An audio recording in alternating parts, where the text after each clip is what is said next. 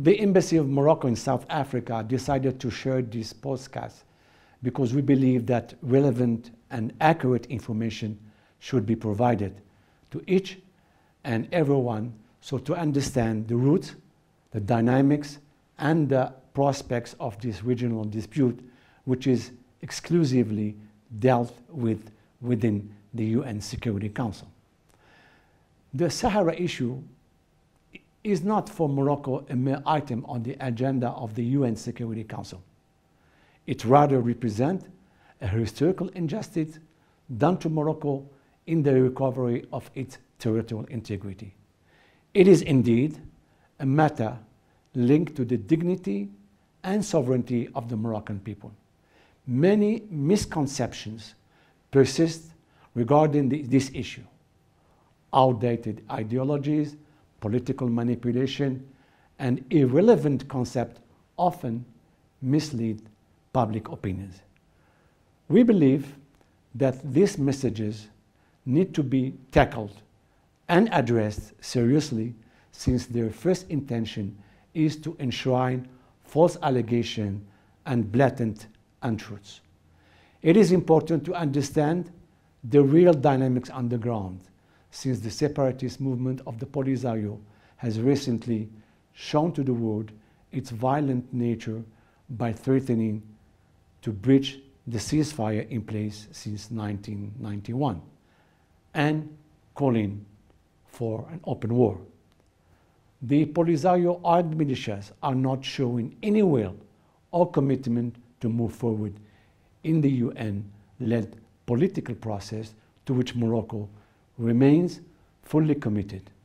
As an example, Algeria and Polisario are still calling today for a referendum, while the international community, the UN Secretary General, and the UN Security Council have explicitly and since more than 2 decades buried the referendum as an option that could solve this regional dispute by calling instead the parties to work together towards a political, realistic, and sustainable solution based on compromise.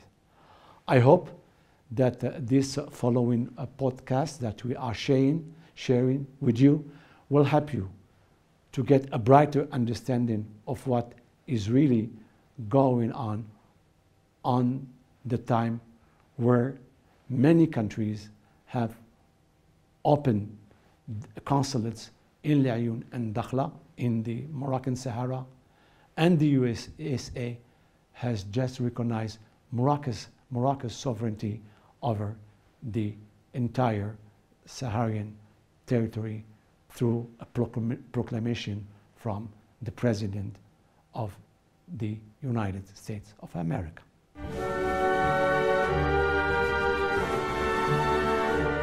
Considered among the most important countries on the continent, Morocco is most certainly one of those stakeholders whose actions and engagements contribute to shaping the future of Africa. One of the most popular destinations, Morocco is a country of diversity, fantastic cuisine, and spectacular landscapes. While known for its outstanding culture, the kingdom is, however, subjected to some political controversy when it comes to addressing the Sahara issue. Many misperceptions remain very strong in some people's understanding of this issue, especially in the southern region of our continent. Now, one can only assume that outdated information regarding the Sahara issue persists in our region, given that this regional dispute is taking place thousands of kilometers away from us. It is therefore with great pleasure that we welcome the newly appointed High-Level Ambassador of Morocco to South Africa, Youssef Amrani, to give us deeper insights and a broad understanding of the issue. Now, Ambassador Amrani is a seasoned diplomat who has been ambassador to Colombia, to Mexico and Chile, as well as the Secretary General for the Mediterranean Union. Now, Youssef Amrani then also assumed the function of Deputy Minister of Foreign Affairs of Morocco. Ambassador Amrani will provide us with some clear answers to frequently asked questions regarding the Sahara issue. Video footage will then be shared via social media and digital platforms on a regular basis to ensure that you get a global understanding of what is really going on.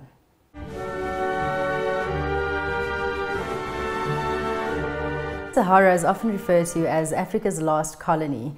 Do you agree with that? Do you think that the Sahara is indeed the last colony in Africa? Thank you for the question. The assumption that the Sahara is the last colony in Africa is without substance and derives from ignorance. This misconception lacks legal, historical, and political foundation.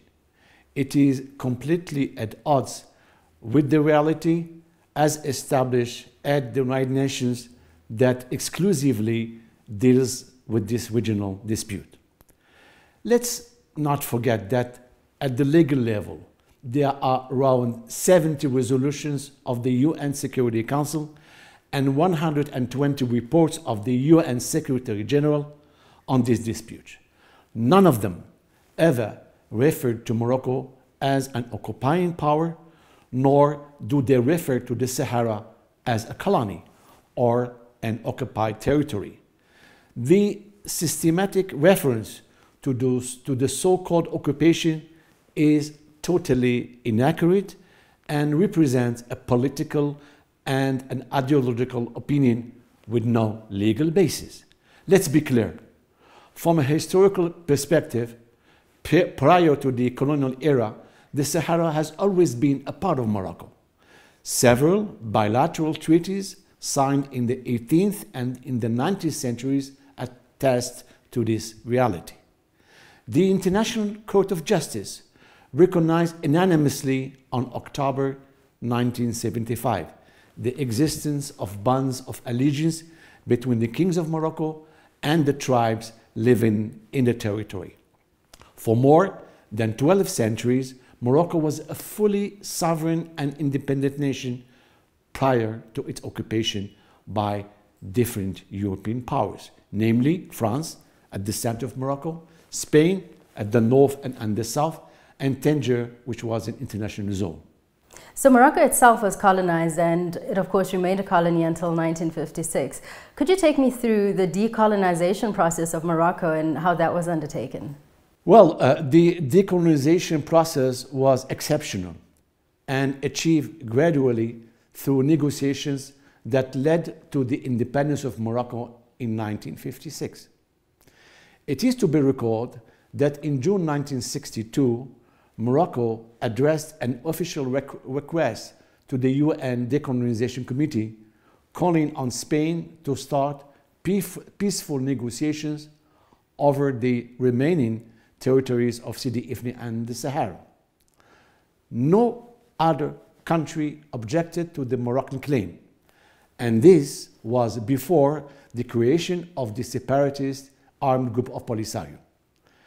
And as a matter of fact, Morocco was finally able to recuperate in 1969 Sidi Ifni and subsequently the Sahara in 1975 through the Madrid Agreement, which is today registered within the United Nations.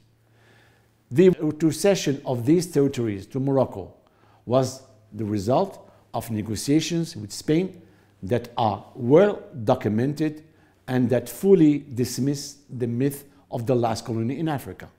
Would you say that the Sahara is a decolonization issue? Not at all. The regional dispute over the Sahara is not about decolonization, but about the territorial integrity of Morocco. You cannot decolonize what is not a colony. So those who falsely claim that Morocco is a colonizer are also attempting to rewrite history. I would like you to consider these few historical facts that highlights the role of Morocco in the fight against colonization and apartheid in Africa. 1. It is Morocco that hosted in 1960 the famous Conference of Casablanca, attended by leaders of the liberation movement such as King Mohammed V of Morocco, the President Nkrumah of Ghana, Modibo Keita of Mali, and Ahmed Sékou of Guinea. These are the founding fathers of the Organization of the African Unity. 2. It is Morocco that also hosted in April 1961 the Conference of Support to the Liberation Movement of the territories under Portuguese colonization. 3. It was from Morocco that the huge solidarity movement was launched to support the neighboring Algeria struggle for independence. And 4. it is Morocco, among other countries, that provided Nelson Mandela with assistance, training, funds and weapons to support the ANC armed struggle against apartheid.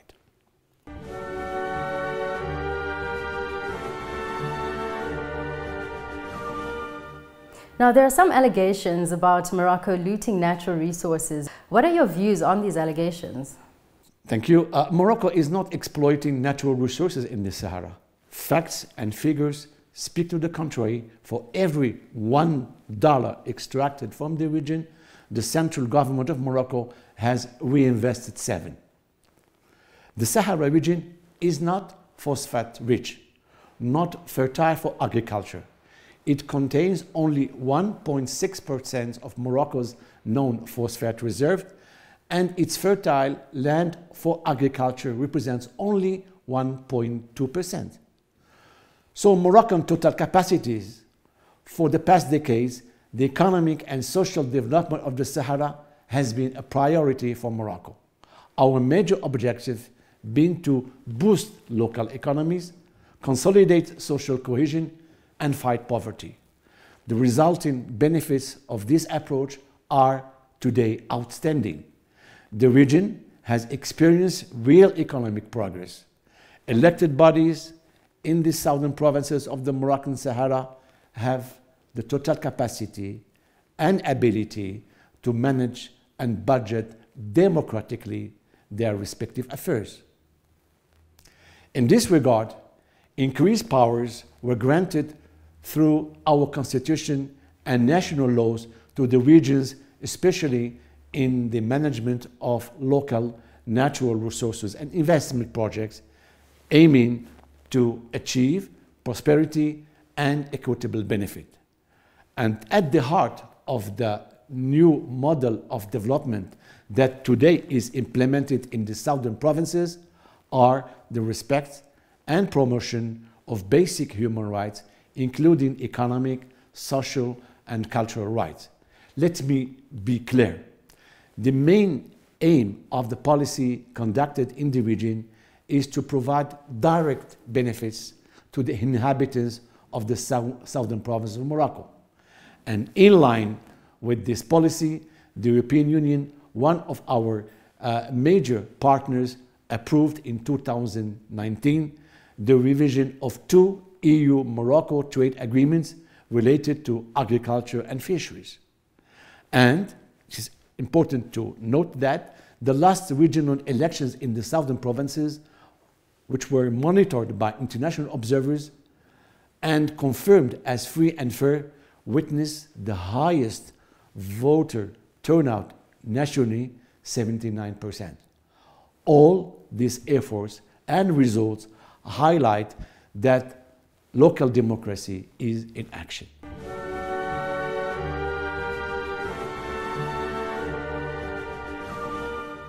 Now, for many years, there's been talks of a referendum, which to date has not seen the light of day. Would you say that said referendum could still be a valid option to solve this long-standing dispute? It is important to dissipate some of the misconceptions when it comes to the use of a referendum in the resolution of territorial disputes. I want to make 3 main observations, if you allow me. 1, the referendum mechanism is not mentioned in any basic text of the United Nations concerning self-determination, nor does the UN Charter evoke it either. 2, the UN General Assembly identifies 4 equal and distinct solutions of self-determination, which are the independence, the association, the integration, and any other political status freely agreed without any mention of the mechanisms that has to lead to the advocate solutions. 3, the referendum is not a mandatory or unique way to achieve self-determinations. And since 1945, out of 64 cases of territorial disputes, the UN has only resolved 3 cases through referendum. The rest were resolved by political negotiations. Is it true that Morocco was the first to propose the organization of a referendum? Yes. Regarding the Sahara dispute, it is worth recalling that Morocco first proposed in 1981 the organization of a referendum during the OAU summit in Nairobi. And at that time, I was in that meeting, and late King Hassan II made this proposal. Its implementation was, however, hampered and blocked the following year, when the Secretary General of the OAU at that time prejudged the outcome of the referendum by illegally admitting an entity that lacks the attributes of sovereignty, violating thus the charter of the organization. Despite this unfortunate decision, Morocco held on the notion of a referendum and sought the UN assistance in this regard. And in 1991, the UN brokered a ceasefire and established a peacekeeping mission known as MINUSO, whose mandate was at that time to monitor the ceasefire and to organize a referendum on the future of the region. Now, why is it that the UN was not able to organize a referendum? Well, for more than a decade, the UN tried to organize this referendum, but failed because the parties could not agree on a voter list and also on the eligibility of the voters. This deadlock led to the UN Secretary General Kofi Annan in 2000 to recognize the inapplicability of the referendum and called instead the parties to work together towards a political solution to this regional dispute. Ever since, the Security Council has urged the parties to reach a mutually acceptable political solution to the conflict. Not a single UN Security Council resolution in the past 20 years has called on the parties to organize a referendum.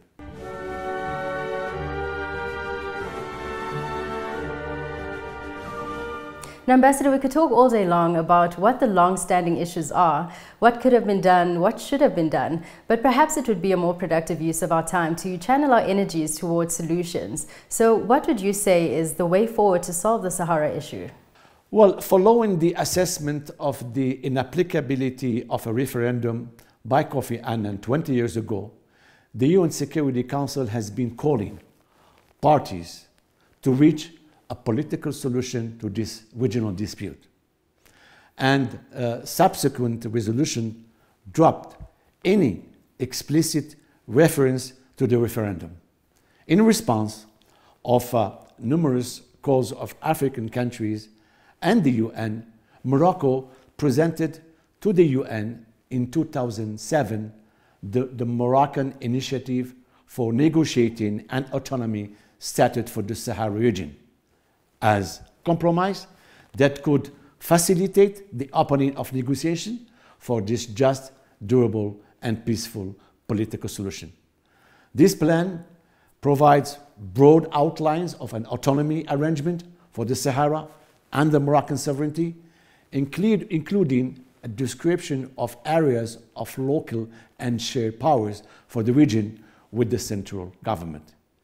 The initiative states that in the future, specific arrangement should result from negotiations between all parties.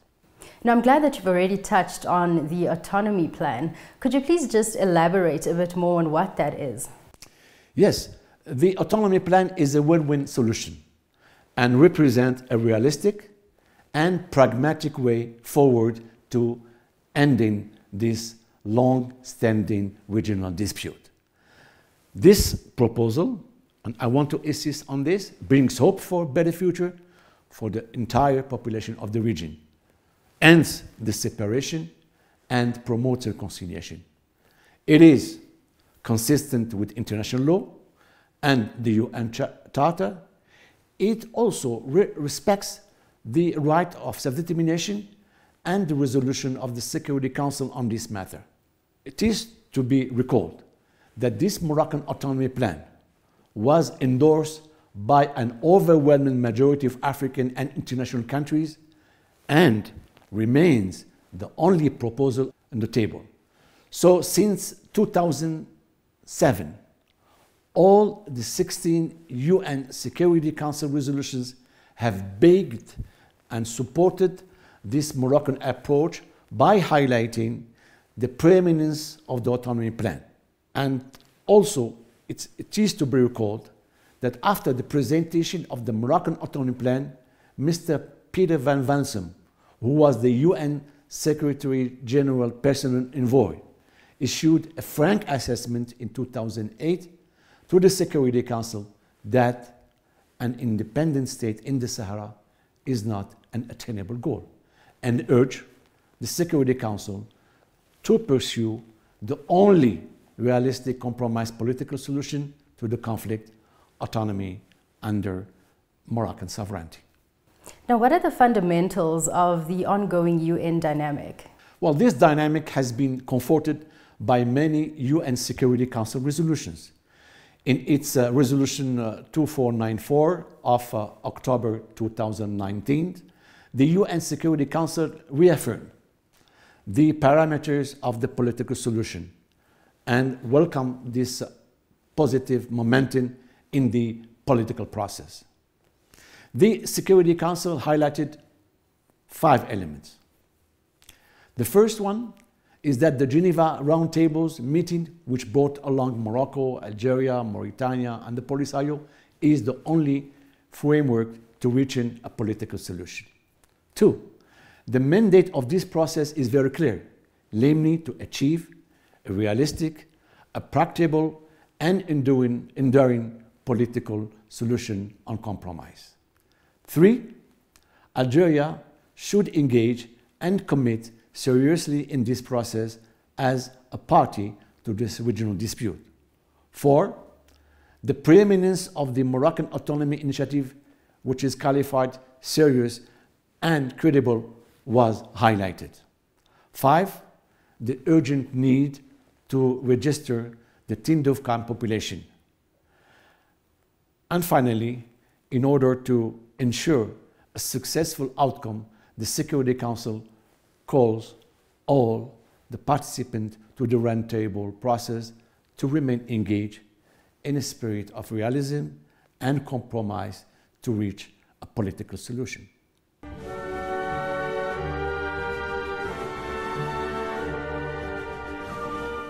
Now, another allegation that arises is that of human rights violations. So how do you respond to these claims of human rights violation in the Sahara? Well, let me first say that Morocco has a very positive track record on the region when it comes to human rights. The reforms we have undertaken in our country are well known and globally recognized. Civil liberties, including freedom of speech, press gathering, association, and gender equality are fully today enshrined in our Constitution.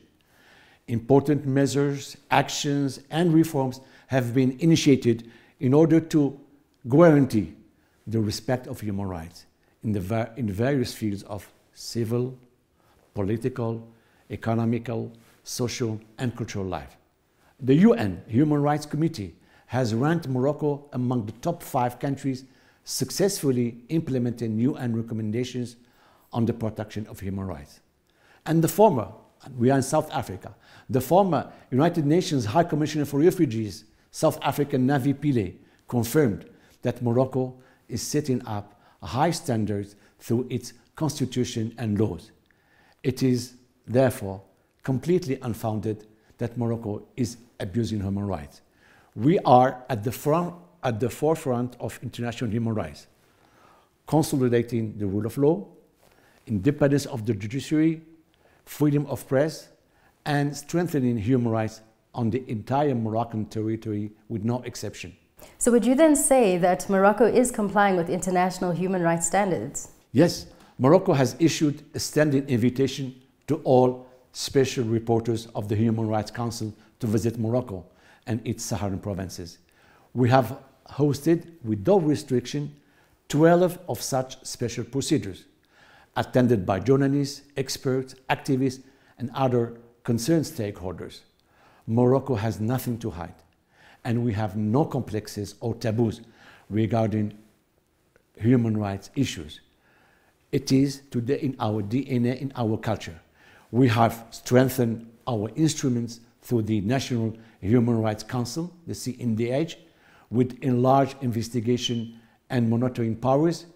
We have received a status rating which confirmed that CNDH is in full compliance with the Paris Principles and international standards adopted by the UN General Assembly in 1993. So the Council's 13 regional human rights commissions, of which 2 are in the Sahara region, in Laayoune and Dakhla, are fully operational.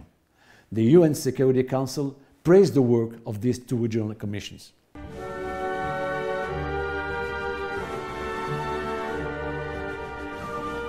And maybe while we're on the topic of human rights, what is your assessment on the humanitarian situation in the Tindouf camps in Algeria? Well, the human rights violations by the Polisario in the Tindouf camps in Algeria have been ongoing since the first camps were set up more than 40 years ago. Systematically, abuses have increased. Thousands of Sahara will remain trapped in desperate conditions with no freedom of speech or association, no free movement, no right to education, and no right to work. And all this in flagrant violation of the international humanitarian law. Access to the camps by human rights monitors is limited to strict visa requirements by Algeria. Algeria and the Polisario constantly refuse and hampers any action of the UN to conduct a census. Many independent and highly recognized bodies report that the Polisario and Algeria officials divert food and intend, which is aid intended for camp population, to the black market. The report released by the European Union Anti-Fraud Office, OLAF, confirms this unacceptable reality. Lately, only I think a few weeks ago, the European Parliament Committee on Development officially took up the case of the embezzlement of humanitarian aid intended for the population sequestered in the Tindouf camps. So few people realize that this is the only refugee camp in the world where the UNHCR, United Nations High Commission for Refugees, has not been allowed to do its job. The absence of a clear legal framework governing the condition of the population of Tindouf is an exceptional, unprecedented situation in international law. The Polisario has no legitimacy to represent the people living in the Sahara. The majority of the people that the Polisario claim to represent are living in the southern provinces of Morocco, where they fully enjoy their rights and their life. Moreover, the civilian population in Tindouf is prevented from free movement and the right to return to Morocco or settle in other parts of the Algerian territory or third country. This constitutes a very serious, flagrant, and important violation of the 1951 Geneva Refugee Convention and its 1967 protocol. Why is it that Morocco is insisting on the conducting of a census? It is not only Morocco, but the entire international community and the Security Council who are calling consistently for the conduct of a census. It is now high time for the international community to stand up and request that clear answers be provided to the following key questions. 1. How many people are today living in the Tindouf camps? 2. What is the will of those people? 3. Do they want to stay where they are or move elsewhere? 4. And it's a key question also, where have the millions of euros in the form of humanitarian aid gone? Facts are facts. A census of the population would have provided clear answers. Yet, unfortunately, a census remains elusive and blocked despite several appeals by the UN Security Council and the EU, which is one of the biggest donors to the camps, and also others, partners and NGOs. Let's ask 3 questions for all of us. And I believe that this question must be addressed urgently. 1, what is that some parties want to hide from the international community? 2, it is also a key question, can Algeria continue to outsource the protection of human rights on its own territory? And 3, how does it come that a country, namely Algeria, accepts to hand over its international responsibilities to an armed group? This non-state entity, which is not recognized by the UN, does not subscribe to any international obligation, and thus it is not accountable before the international community.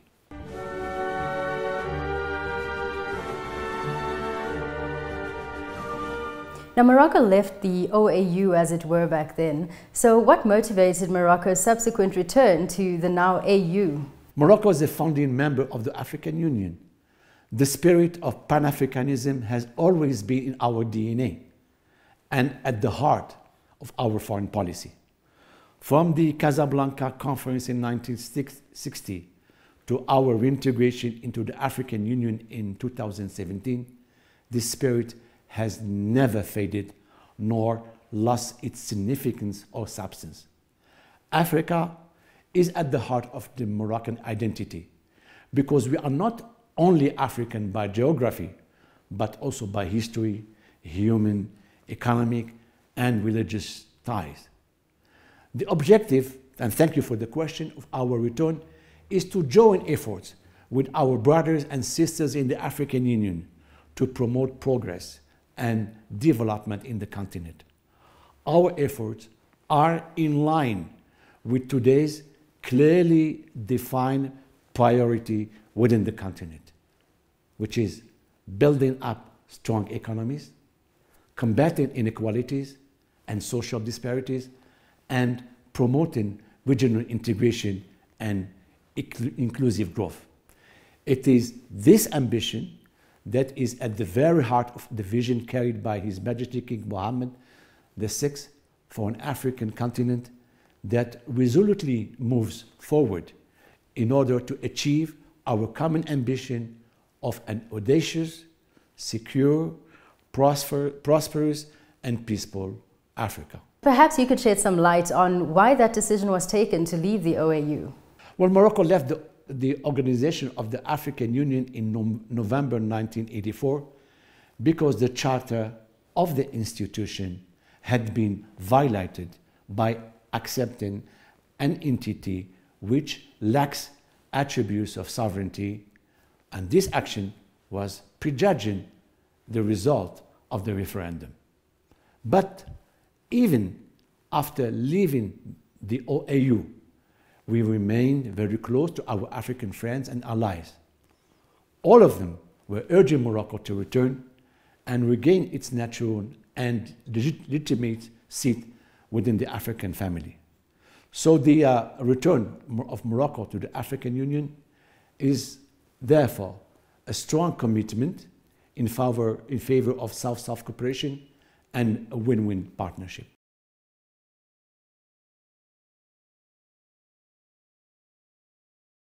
Now, it's no secret that the Maghreb is probably the least integrated region in Africa. Why is that? Yes, today the Maghreb region is the least integrated region in Africa. This sad reality is a consequence of the lack of ambition, the lack of leadership, and the lack of commitment to build up a coherent regional scheme. The non-Maghreb is an economic mess, is a political handicap, and a historical aberration. It becomes today more than ever necessary to overcome these existing deadlocks. You will agree with me that the cost of the non-Maghreb is not longer affordable. economically, politically, or socially. And facts and figures are clear. The delay in the Maghreb integration process costs each country in the region at least 2.8% of its annual growth rate. So the key question that we have to ask to ourselves is how we do now transform our shared aspiration into a concrete regional dynamic leading to economic integration, stability, and security, as well, of course, shared prosperity. And how can the Maghreb play its role and effectively contribute to the development of the region? Thank you. Political dialogue between countries, as well as economic integration, free trade, interconnection of networks in the Maghreb would not only contribute to the stability of the Sahara region, which is today a major security threat for all of us, but also to the north along the Mediterranean, faced today with deep challenges such as migration, terrorism, climate change, etc. So today the conclusion is evident. The Maghreb is a necessity. It represents a strategic and a political ambition for all the Maghreb countries. It reflects an economic prerequisite that will allow the creation of a common market and a strong competitive pole of 100 million people. So we countries of the Maghreb have to turn the pages of ideological positions and work together to overcome our differences and build up a common future based on shared prosperity and common values. The result, I'm sure, will be outstanding, not only for us, country of the Maghreb, but for the whole entire region, EU, Africa, and so on.